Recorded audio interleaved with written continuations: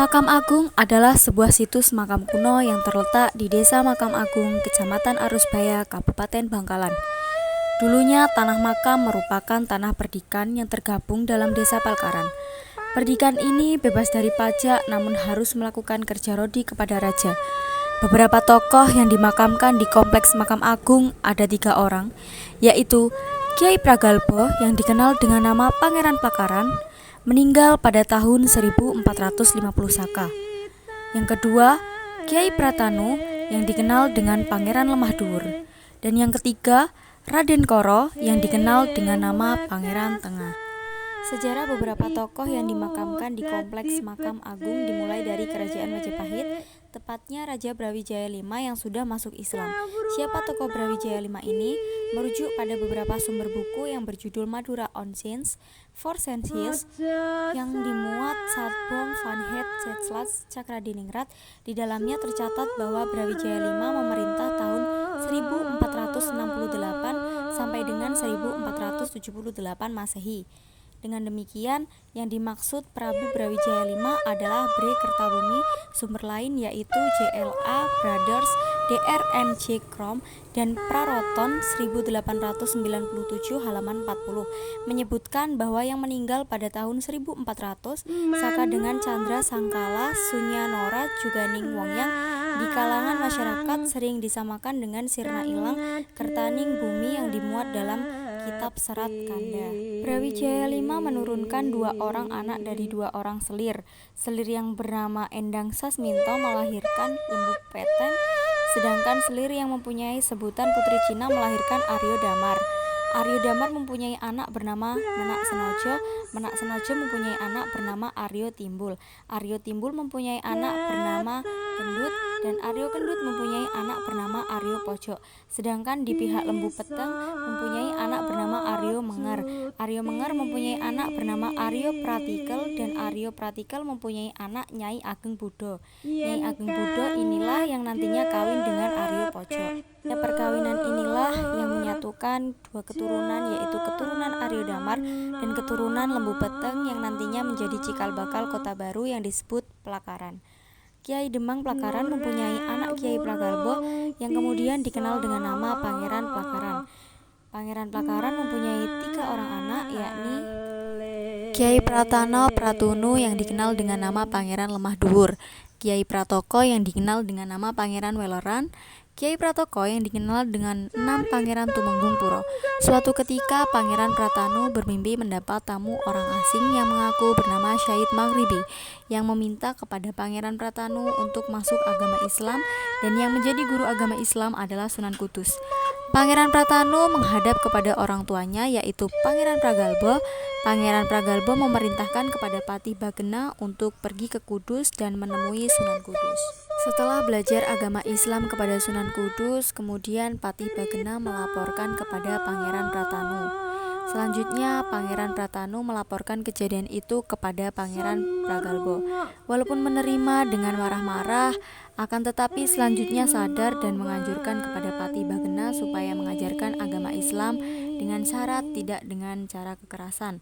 Namun sayang, Pangeran Pragalbo sendiri belum mau masuk agama Islam. Suatu ketika Pangeran Pragalbo sakit keras dan dituntun membaca kalimat syahadat. Namun beliau tidak bisa membaca, akan tetapi hanya menganggukkan kepalanya. Akhirnya beliau meninggal tahun 1450 Masehi, ditandai dengan Cendra Sengkala Sirna Pendowo Kertaning Negara. Karena Pangeran Pragalbo masuk Islam hanya dengan menganggukkan kepala, maka beliau disebut dengan nama Pangeran Onggu. Sepeninggal Pangeran Pragalbo, mahkota kerajaan diserahkan kepada Pangeran Pratanu, ditandai dengan Candra Sengkala berbunyi Buto Prataning Nagoro sama dengan 1450 Saka sama dengan 1531 Masehi. Pada masa pemerintahannya, keraton dipindahkan ke Arusbaya. Pangeran Pratanu memerintah dengan arif dan bijaksana sehingga sangat dicintai oleh rakyatnya. Pangeran Pratanu meninggal pada tahun 1512 Saka sama dengan 1592 Masehi dengan ditandahi Candra Sengkala yang berbunyi Tinggal Tunggal Manggiring Tauhid. Setelah Pangeran Pratanu wafat, makamnya ditinggalkan oleh kedua putrinya yaitu Pangeran Bega dan Pangeran Tengah. Oleh karenanya, Pangeran Pratanu dikenal dengan sebutan Pangeran Lemah Dhuwur.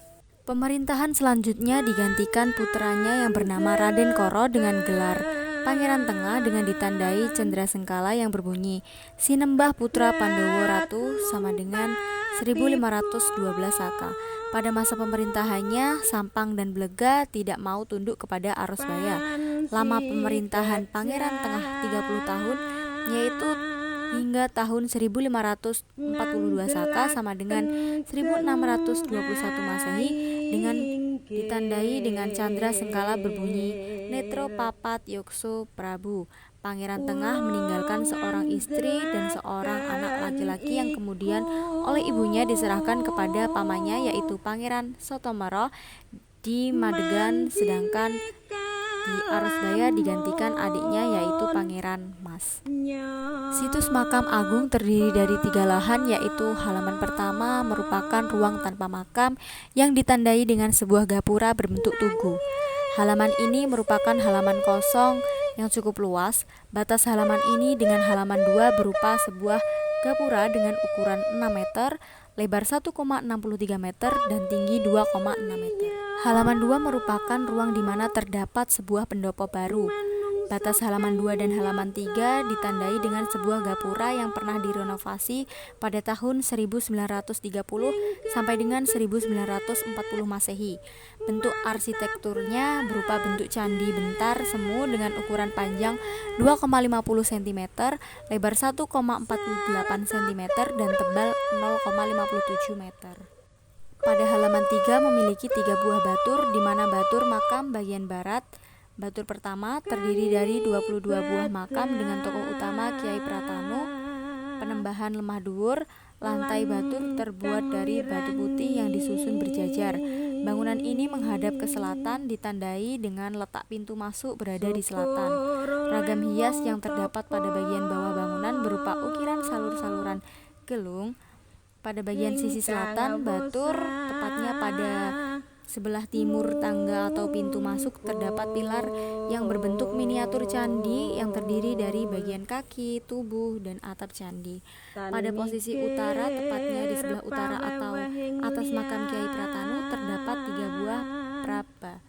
Suatu di antaranya bagian tengah merupakan bangunan induk ukuran masing-masing praba, yaitu praba bagian tengah, yaitu praba utama, tingginya 1,46 meter, lebar 2,47 meter dan tebal 30 meter.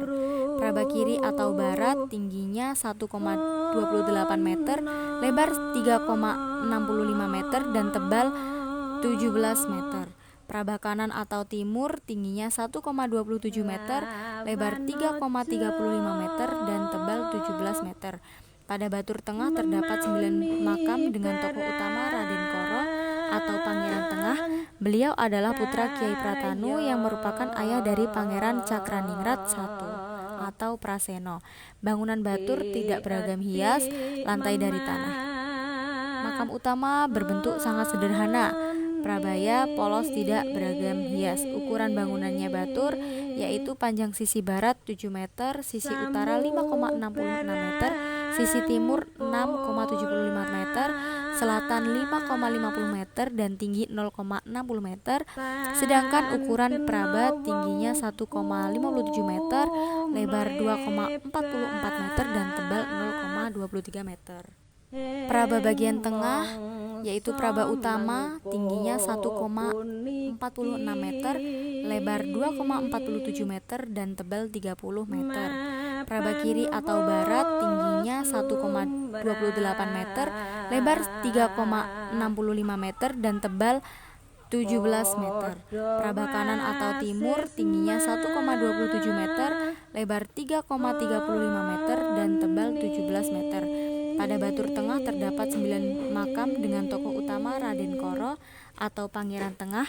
Beliau adalah putra Kiai Pratanu yang merupakan ayah dari Pangeran Cakraningrat I atau Praseno. Bangunan batur tidak beragam hias, lantai dari tanah. Makam utama berbentuk sangat sederhana. Prabaya polos tidak beragam hias. Ukuran bangunannya batur, yaitu panjang sisi barat 7 meter, sisi utara 5,66 meter, sisi timur 6,75 6,75 meter, selatan 5,50 meter, dan tinggi 0,60 meter. Sedangkan ukuran Praba tingginya 1,57 meter, lebar 2,44 meter, dan tebal 0,23 meter.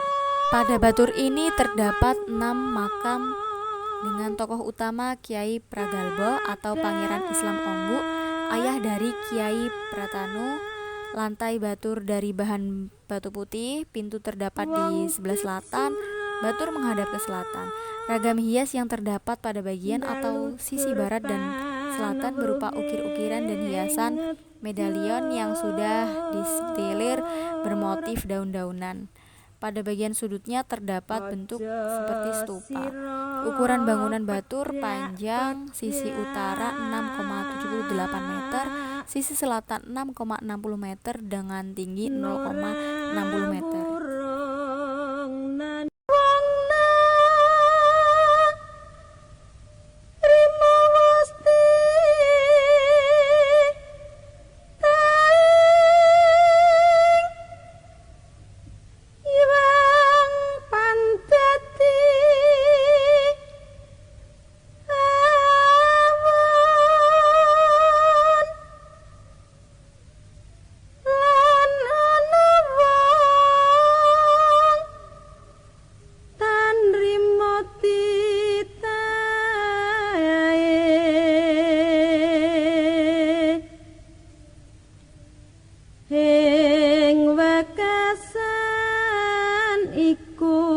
Dadi becik kawruana ugi aja salang surep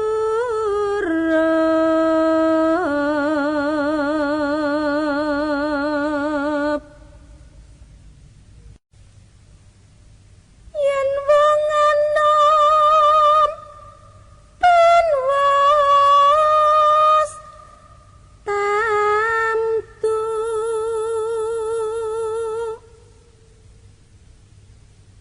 manut marang kang ngadepi.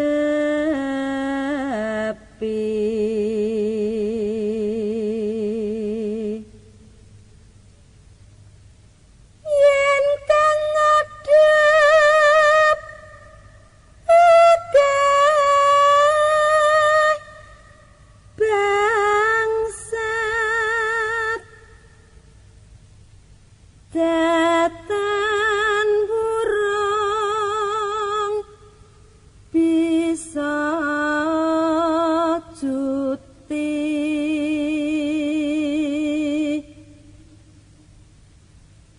Yen kang ngadep keh